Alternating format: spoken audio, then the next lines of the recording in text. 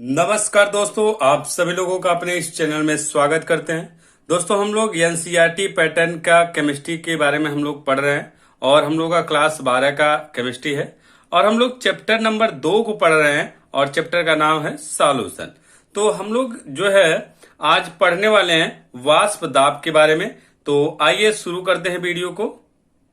वाष्प दाब के बारे में आज हम लोग पढ़ेंगे। तो वाष्प दाब है क्या, आइए जानते हैं।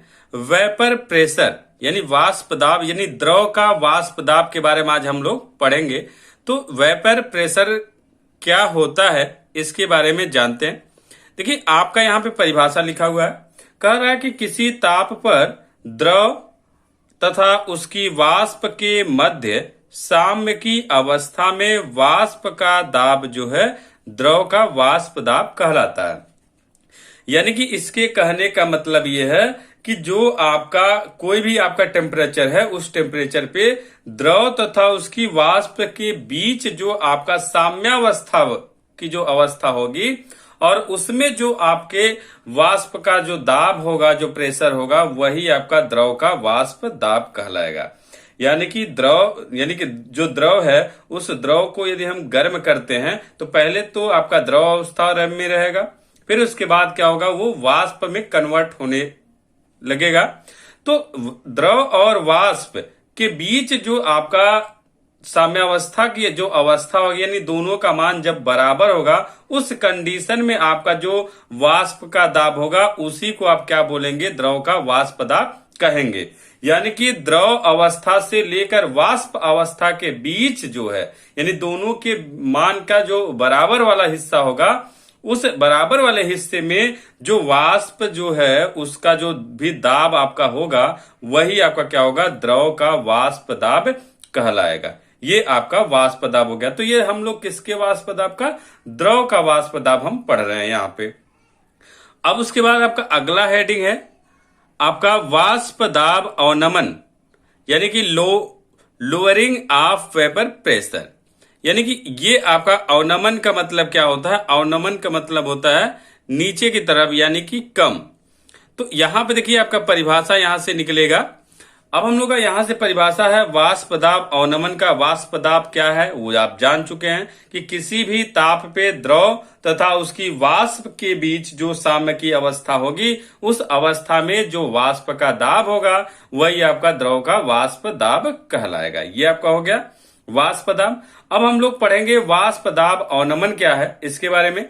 तो वाष्प दाब अवनमन क्या है, यानी कि यहां पे देखिए परिभाषा आपके सामने है, किसी विलायक में अवाष्पशील विलेय यौगिक को मिश्रित करने से विलयन का वाष्प दाब विलायक के वाष्प दाब की तुलना में कम होता है, तो यह आपका वाष्प दाब क्या होगा, यह वाष्प दाब अवनमन कहलाएगा।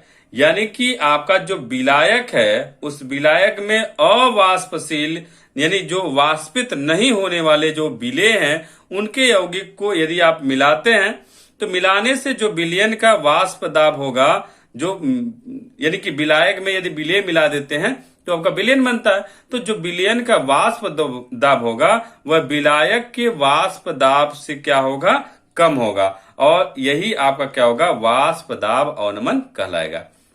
यानी कि विलयन के वाष्प दाब तथा विलायक के वाष्प दाब, विलयन का जो वाष्प दाब है वह विलायक के वाष्प दाब की तुलना में यदि कम होता है तो आपका यह अवाष्प दाब अवनमन कहलाएगा। यानी कि आपका कमी को प्रदर्शित, यानी विलयन जो है बड़ा है, विलयन बड़ा का मतलब विलायक और विलेय दोनों होते हैं विलयन में, लेकिन आपका विलायक में केवल अकेले होता है, तो विलयन आपका बड़ा हो गया। विलयन का वाष्प दाब यानी बड़े का वाष्प दाब विलायक के वाष्प दाब यानी छोटे के वाष्प दाब की तुलना में क्या होगा, कम होगा यदि मान, तो आपका उसको क्या बोलेंगे, वाष्प दाब अवनमन कहेंगे। अवनमन का मतलब होता है घटते क्रम में, कम, नीचे की ओर जाना। तो ये आपका अवनमन। यहाँ पे देखिए इंग्लिश वाले वर्ड से आपको स्पष्ट हो रहा होगा, लोअर बोला जा रहा है, तो लोअर का मतलब होता है नीचे, निम्न। तो आपका क्या है, कोई भी आपका विलायक है, उस विलायक में हम अवाष्पशील विलेय यौगिक को मिला देते हैं, तो मिलाने से जो विलयन आपका बनेगा उसका जो वाष्प दाब होगा वह विलायक के वाष्प दाब की तुलना में क्या होगा, कम होगा और यह वाष्प दाब क्या कहलाएगा, अवनमन कहलाएगा। अब देखिए यहाँ पे इसका फार्मूला आपका होगा कि यदि आपका शुद्ध विलायक का वाष्प दाब मान लीजिए P0 हो और विलयन का वाष्प दाब इसको PS, ऐसे देखिए संकेत आपका हो, तो आपका वाष्प दाब अवनमन क्या होगा, वाष्प दाब अवनमन तब आपका हो जाएगा P0 माइनस PS, यानी P0 का मतलब क्या है, विलायक का वाष्प दाब, और PS का मतलब विलयन का वाष्प दाब। तो विलयन का वाष्प दाब क्या है, कम है, और विलायक का वाष्प दाब क्या है, अधिक है। यानी कि आपका विलयन बड़ा होता है और विलायक आपका कुछ भी होगा उससे विलयन से कम ही होगा। तो इसलिए कम में से आपको बड़े को घटा रहे हैं, इसका मतलब आपका जो है वैल्यू जो वाष्प दाब अवनमन निकल रहा वो आपका नेगेटिव में आएगा, और नेगेटिव का मतलब कमी हो रही है, इसको प्रदर्शित करेगा। तो ये आपका वाष्प दाब अवनमन का सूत्र हो गया। अब उसके बाद हम लोगों का आगे है द्रव द्रव विलयनों का वाष्प दाब, यानी द्रव द्रव विलयनों का वाष्प दाब क्या होता है। जैसे इसके का मतलब यह है कि जो विलयन है उस विलयन में दो घटक होते हैं, उन दोनों घटकों में से दोनों आपका क्या हो, द्रव हो। इसका मतलब यह है कि द्रव आपका विलेय भी हो और द्रव आपका विलायक भी हो। तो यहां पे इस जो हेडिंग है, इस हेडिंग का मतलब आपके जो विलेय है और जो विलायक है दोनों आपके द्रव अवस्था में हो, तो दोनों का जो आपका वाष्प दाब होगा आपका।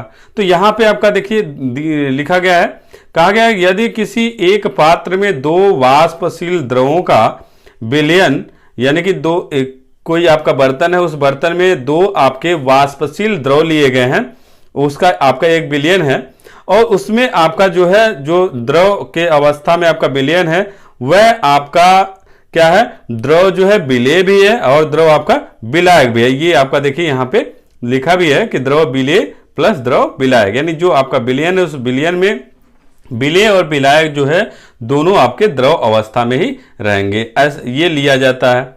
तो आपका द्रव विलेय एवं द्रव विलायक दोनों का वाष्पीकरण होगा, यानी दोनों जो है आपका वाष्पित होगा। तो आपका कोई आपका बर्तन है, उस बर्तन में दो आपके वाष्पशील द्रवों का विलयन लिया जाए, तो उस द्रव में आपका जो विलेय है और जो आपका विलायक है दोनों का क्या होगा, वाष्पीकरण होगा।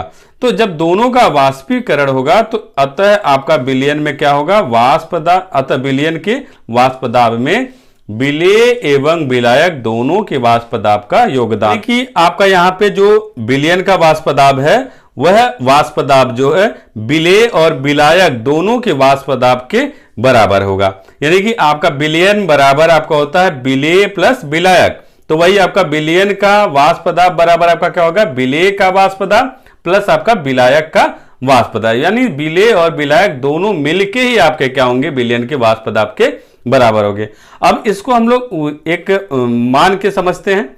यहाँ पे जो विलेय और विलायक है ये आपके विलयन के दो घटक हैं, तो इन दोनों घटकों को हम लोग यहाँ पे ए और बी मान रहे हैं, क्योंकि लिखने में आपको क्या होगा दिक्कत, यदि मान लीजिए आपको यहाँ पे विलेय और विलायक लिखना होगा, जैसे ये आपका पी ए पी बी जो आप लिखे हैं इसको आप विलेय पी विलायक ऐसे लिखेंगे तो दिक्कत होगा। इसलिए हम जो आपके विलयन हैं उनके विलयनों को हम लोग दो घटकों में बांट रहे हैं। तो आपका देखिए माना किसी वाष्पशील विलयन में दो अवयवी घटक ए एवं बी है, तो यहाँ पे जो विलयन है उस विलयन को हम लोग विलेय और विलायक आपका होता है, तो उसके विलेय और विलायक न मान के उन दोनों को हम लोग ए और बी मान रहे हैं, और इसी से हम लोग सब जो भी फार्मूला है हम लोग निकालेंगे। तो हम लोग का जो वाष्पशील विलयन है इसके दो घटक हैं, तो उन दोनों घटक को हम लोग ए एवं बी मान रहे हैं, तथा इनका जो आंशिक दाब है वो क्रमशः आपका क्या होगा, पी ए एवं पी बी है।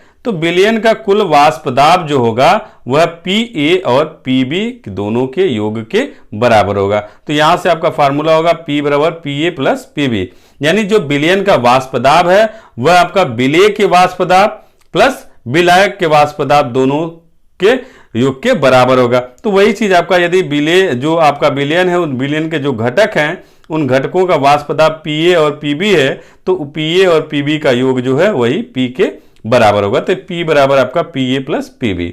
और ये जो फार्मूला है ये राउल्ट के नियम के अनुसार है, यानी एक तरह से ये आप कह सकते हैं ये राउल्ट के नियम को भी प्रतिपादित करता, मतलब एक तरह से कि राउल्ट का नियम का ये फार्मूला कह सकते हैं। और इसी फार्मूले पे आपको क्वेश्चन मिलेगा आपको सॉल्व करने के लिए, और आगे जो हम लोगों को फार्मूला निकालना होगा वहां पे भी ये चीज आपको मिलने वाला है, और इसी की सहायता से हम आगे के फार्मूले को प्रूव करेंगे। तो यहाँ पे ये जो फार्मूला है ये आपका यहाँ पे लिखा गया है कि राउल्ट ने ऐसे विलयनों के लिए एक नियम प्रतिपादित किया जिसे राउल्ट का नियम कहते हैं। ये राउल्ट का नियम बहुत इंपॉर्टेंट है और इस चीज को हम अगले वीडियो में पढ़ेंगे कि राउल्ट का नियम क्या है। और राउल्ट का नियम कई विलयनों के लिए है, यानी कि वाष्पशील विलयन और अवाष्पशील विलयन दोनों तरह के विलयनों के लिए राउल्ट ने अपना नियम दिया है। उनके बारे में हम लोग अगले वीडियो में पढ़ेंगे ध्यान से। लेकिन यहां आपका क्या है, यहां पे ये जो आपका P बराबर PA प्लस PB है ये भी आपका एक तरह से राउल्ट का ही नियम है। तो आपका मान लीजिए राउल्ट के नियम से आपका दाब वाला फार्मूला कहे तो आपका यही राउल्ट के नियम ही आपका दाब पे आधारित है। तो उम्मीद है आपको समझ में आ गया होगा, और इस पे आपके क्वेश्चन भी बनेंगे, तो क्वेश्चन हम आपको बताएंगे। तो यदि आपको वीडियो अच्छा लगा हो तो लाइक कीजिए, शेयर कीजिए, चैनल को सब्सक्राइब भी कर लीजिएगा। तो बस आज के इस वीडियो में इतना ही। अगले वीडियो में हम लोग राउल्ट के नियम के बारे में पढ़ेंगे। तो बस आज इतना ही। नमस्कार दोस्तों।